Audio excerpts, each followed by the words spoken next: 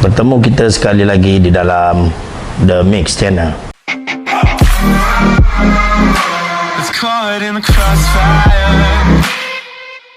Baik, untuk hari ini seperti biasa The Mix Channel akan selalunya kita akan mempromosikan perniagaan rakan-rakan, tetapi pada hari ini berbeza pula. Pada hari ini kita akan berkongsi pengalaman. Ya, berkongsi pengalaman, kita akan bertanya, bercerita tentang semangat seorang sahabat kita ni yang mungkin kita boleh contohi, ya. Itu pasal di dalam The Mix Channel ini kita ada pelbagai konsep, ya. Macam-macam konsep kita lah. Ya, kita promosikan perniagaan, kita akan cerita tentang sejarah dan pelbagai lah. Jadi untuk hari ini di sebelah kiri saya sahabat baik saya, nanti kita akan berkenal-kenalan lah dengan dia. Jadi seperti biasa, sebelum kita berbicara lebih jauh, ya, kita nak berkenalan dululah dengan sahabat kita ni. Siapa nama, bagi tahu sikit-sikit lah, butir-butir tentang diri sendiri lah, family dan sebagainya. Silakan bos. Nama saya Syarif Fazli bin Saad. Bertugas sebagai seorang guru. Nama samaran? Nama samaran Abang Long. Abang Long. Abang Long kawasan. Abang Long. Telah beristeri dan mempunyai 2 anak. Ya. Sekarang bekerja di sekolah Pampiran. Okey, sekolah mana tak boleh sebut? Boleh ya? Boleh sebut. Sebut. SK Datuk Manan. Okey, nanti sebentar lagi kita akan berbicara lebih panjang lah, ya. Jadi untuk kali ini kita akan berkongsi, ya. Berkongsi pengalaman, pengalaman sahabat kita ni, di mana dia telah melalui satu perjalanan hidup yang agak sukar, ya. Tetapi kita nampak dia dapat menjalankan kehidupan, meneruskan kehidupannya itu dengan lebih tabah dan bersemangat. Itu yang kita nak ambil tahu tu, kan. Okey, jadi cerita sedikit, apa benda yang kita nak kongsi tu, Abang Long? Ya, saya disahkan mengidap penyakit kencing manis. Ya. Sekitar 5 tahun. Ya, 5 tahun, ya. Dan pada tahun 2018, Ya. saya mengalami luka di kaki. Sebelah mana dulu? Sebelah kiri dulu. Sebelah kiri dulu. Dan pada bulan 5 2018, Ya. sebelah kaki saya telah dipotong. Ya. Di bawah lutut. Ya. Kemudian pada tahun 2019, kaki sebelah kanan pula telah dipotong. Akibat yang sama jugalah, mengalami luka di kaki. Oh, infection lah katanya selepas tu, ya.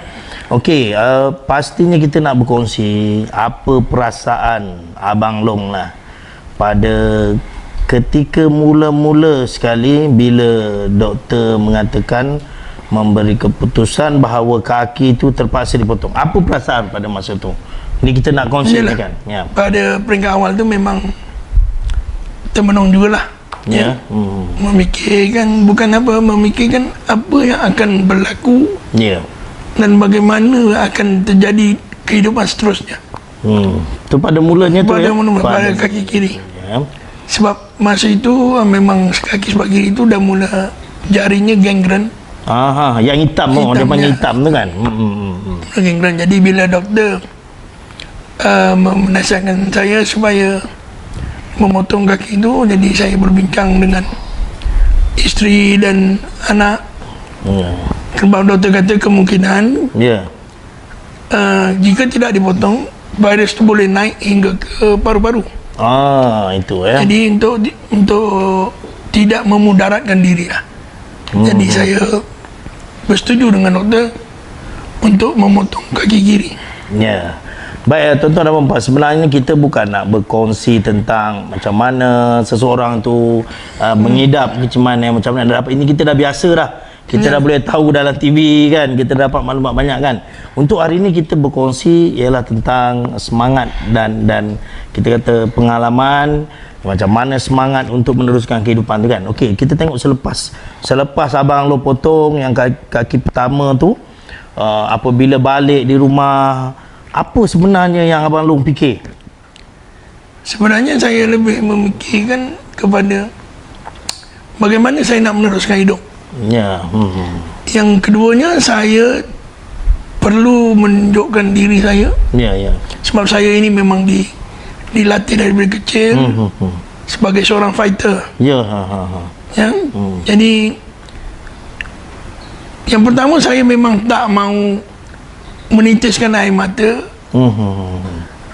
di depan isteri, terutama di depan mak saya, anak, supaya saya nampak kuat. Ya, Dan betul. saya tak mau mereka ini sedih dengan keadaan saya. Jadi saya banyaklah mencari panduan-panduan daripada sahabat-sahabat, ustaz-ustaz, dan rakan-rakan lain. Akhirnya saya menemui satu jawapan. Ya. Bahawa ada seorang sahabat saya, seorang ustaz bagi tahu bahawa kita hidup di dunia ini adalah untuk apa? Sebenarnya kita ini sebenarnya adalah untuk tidak lain daripada sujud kepada Allah. Dan salah satu daripada yang disebut adalah rukun iman yang ke-6, iaitu qada dan qadar. Kena terima lah ya. Kita kena terima. Sebab Allah kata, sekiranya kamu redha, Allah akan janjikan pahala syurga untuk kamu. Tapi kalau kamu pasrah, faham ya maksud redha dan pasrah dia berbeza. Bila pasrah ni, itu yang macam-macam kita akan fikir.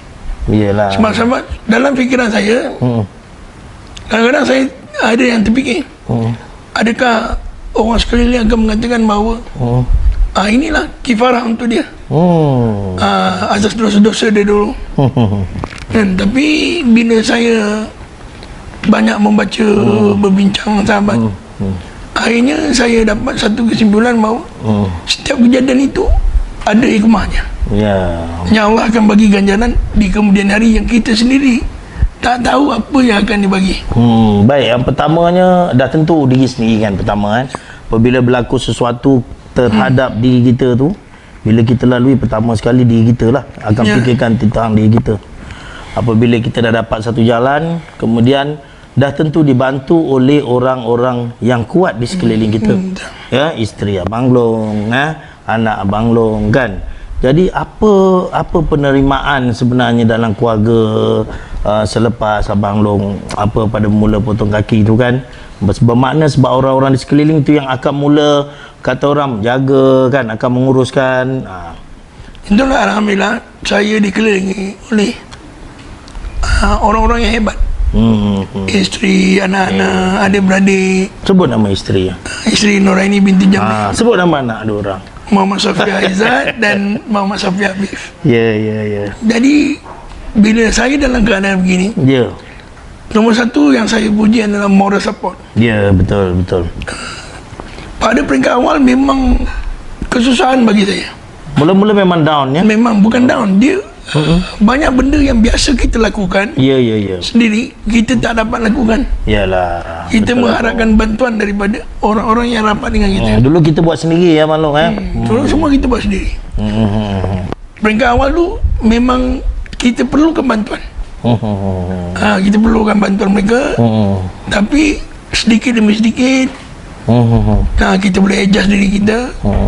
Apa yang boleh kita buat sendiri, kita buat sendiri. Pelan-pelan kita belajar supaya kita dapat melakukan perkara-perkara yang kita boleh lakukan tanpa bantuan orang lain. Okey, semangat tu dah dapat, bantuan daripada keluarga dah dapat, moral support daripada di sekeliling pun dah ada kan. Jadi dah lalui hidup tu secara dah kata orang dah boleh maintain lah. Tiba-tiba berlaku pula sekali lagi untuk kaki yang sebelah lagi kan. Berlaku sekali lagi, ibaratnya berulang lah sekali lagi pergi kan. Lepas tu dalam tempoh setahun Malung kan. Lepas tu potong pula sekali lagi. Lepas tu selepas itu, adakah benda yang sama ataupun perasaan tu bertambah bertambah lagi lemah bila kaki kedua tu Ya, letak dipotong. sebenarnya kaki kedua tu Ha. perangkat awalnya dia hanya gelembung air, dan bila kita pecahkan dia, luka tu semakin merebak, Ya, ya, ya. besar. Ya, ya. Sehingga perangkat awal tu saya berjumpa doktor hampir 3 bulan, cuba merawat ini, tapi saya lihat luka itu semakin macam tidak ada kesembuhan. Ya, ya, ya, ya. Jadi akhirnya saya buat keputusan, sebenarnya yang kedua tu saya yang minta doktor potong. Oh, ya ke? Oh. Saya yang minta doktor potong supaya potongannya sama. Pula. Jangan dia sebelah nanti atas paha, sebelah lagi bawah lutut. Yalah, kalau dibiarkan lama kemungkinan Kalau besar lama dia akan kemungkinan boleh dia naik besar, ya. dia boleh Oh, boleh sampai satu Sebab tahun. satu pertanyaan saya pada doktor yang Ya, ya. doktor tak boleh jawab. Apa jaminan doktor kaki saya boleh sembuh? Berapa lama? Yang itu doktor tidak dapat memberikan kepastian. Jadi saya fikir daripada yang merebak terus, lebih baik saya potong. Jadi apabila setelah potong yang kali kedua tu, Ya. memang situasi yang sama berulang kembali. Oh, sama juga ya. Tapi cuma kelebihannya ialah Ada kelebihan pula. orang-orang di sekeliling saya tu, dia sudah tahu apa yang dia perlu buat. Yalah, Sebab pengalaman daripada kaki yang sebelah kiri, Ya, ya. bila ada sebelah kanan, jadi bantuan yang diberikan tu adalah dah jadi orang kata kebiasaan bagi mereka. Betul-betul ya. Okey, jadi Abang Long dapat lalui lah ya, daripada pengalaman yang pertama. Selalunya tuan-tuan dan puan, apabila berlaku kali pertama, kebanyakan orang dia dah kecewa, down ya. Dia dah mental lah, dia terus tak boleh, dia terus down ya. Ini kita nampak apa yang istimewanya ialah kali kedua pun berlaku, Abang Long dan keluarga, isteri dan anak-anak dapat meneruskan, dapat teruskan sehingga ke hari ini keadaan menjadi bertambah baik lah ya. Kita tengok pun bertambah sihat kan. Jadi ada beberapa keputusan Bang Long pun keputusan yang kita kata tepat lah. Yang silat tu tak payah cerita lah ya. Ya, Yang silat ya, silat kat sana tu itu biar antara kami punya cerita. Biar tu orang kata sejarah Jadi, yang disembunyikan. Baik, jadi sekarang ni Abang Long bertugas ya. Bertugas di sekolah Datuk Manan ya. Dia panggil apa tu? Secara apa? Pul. Sebelum ni bertugas sebagai pegawai di Pejabat Pendidikan Daerah Kota Selangor.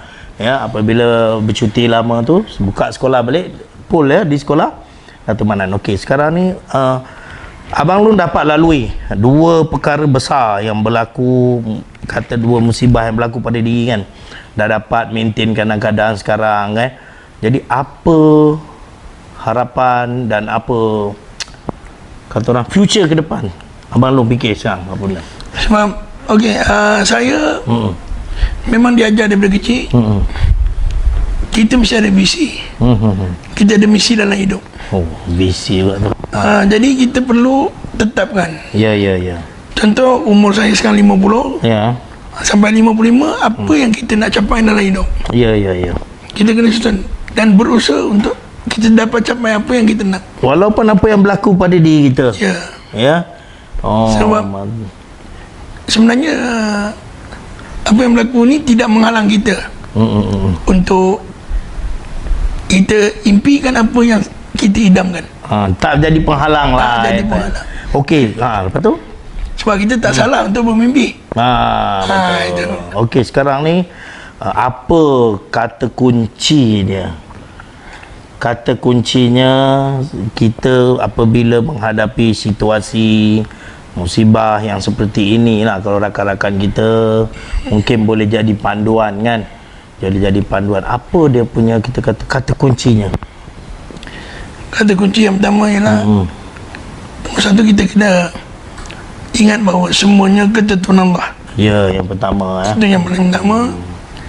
Dan sebenarnya bila kita menghadapi situasi macam ni, sebenarnya kita patutnya lebih dekat dengan Allah. Ya. Itu yang penting lah. Kalau nak nasihatkan kawan-kawan, Ya. jangan berputus asa. Bukan pasal nasihat jangan minum manis sangat, tak ada. Itu kena pergi belajar. Dengar ceramah kesihatan di hospital, di klinik. Hospital pun ada khusus ya. Ada khusus. Ini kita nak belajar dari segi semangat. Semangat. Ada lagi tak kata kunci Abang Long yang nak kongsi? Kerja memang saya tahu saya memang workaholic. Ya. Orang yang kuat bekerja tak Ya, kira siang malam. Tapi saya selalu bila bercakap dengan kawan-kawan, jaga kesihatan. Betul. Kerjalah kuat mana pun. Kesihatan mesti jaga. Kesilapan saya dulu ialah saya sambil lewa. Anggap benda itu kecil. Ya. Selama hari ni luka baik. Tiba-tiba luka tak baik. Oh, itu je ya. Sebenarnya. Kalau tak kerana sahabat sebelah saya ni mengangkat saya pergi ke klinik, saya tak akan pergi klinik. Allahu Akbar. Sebab saya pernah cakap, selagi saya tak pengsan, Jangan bawa. jangan bawa. Jadi itu pengajaran. Jadi saya nampak di situlah dia kadang-kadang orang kata degil ni tak elok. Nah, Tapi ada satu ketika tu kedegilan tu akan menjadikan seseorang tu lebih kuat. Ya. Jadi kita rasa itu sajalah perkongsian kita hari ini ya. Jadi pertama sekali saya dan kru The Mix Channel, rakan-rakan semua mendoakan semoga Abang Long terus sihat, ya, dimurahkan rezeki, dia beri kekuatan, ditambahkan lagi kekuatan, ya, terutamanya kepada isteri dan anak-anak yang banyak support kan. Mudah-mudahan kita kata panjang umur kan. Jadi dapat bekerja semula dengan lebih baik kan. Mana tahu dapat masuk pejabat pendidikan selepas ini kan. tak tahulah. Udah tahu ya. Jadi saya rasa tuan-tuan itu sajalah untuk kali ini, satu perkongsian yang sangat bermakna untuk diri kita semua ya, bagaimana kita dapat membina semangat dan kekuatan untuk diri kita apabila menghadapi cabaran dalam hidup ya. Sekian saja, itu saja untuk kali ini. Assalamualaikum warahmatullahi wabarakatuh. Bye Abang Long, bye.